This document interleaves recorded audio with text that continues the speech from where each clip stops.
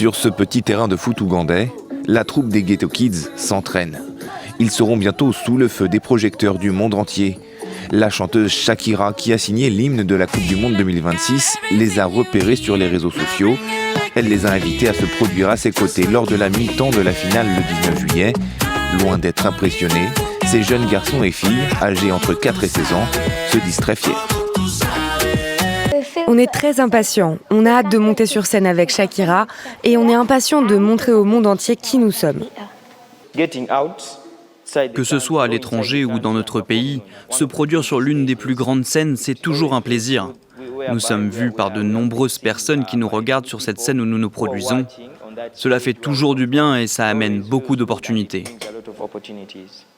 La troupe est née d'une fondation créée en 2007 par Daouda Kavuma dans les quartiers pauvres de Kampala pour offrir une chance aux enfants abandonnés ou orphelins, souvent jetés à la rue. Ils ont récemment connu le succès en atteignant la finale du télécrochet Britain's Got Talent. Ils se sont aussi déjà produits lors d'un événement de la FIFA en marge de la Coupe du Monde 2022. Mais pour le manager du groupe, la finale de la Coupe du Monde représente encore un autre niveau. Oui, bien sûr, c'est une opportunité incroyable. C'est très différent, car c'est le tout premier show de la mi-temps de l'histoire du football.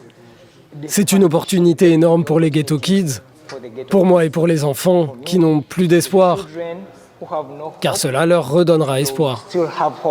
Outre l'expérience incroyable pour ces jeunes, Daouda Kavuma espère surtout profiter de cette exposition pour lever des fonds et réaliser son rêve, construire un centre éducatif et de réinsertion pour aider les enfants livrés à eux-mêmes.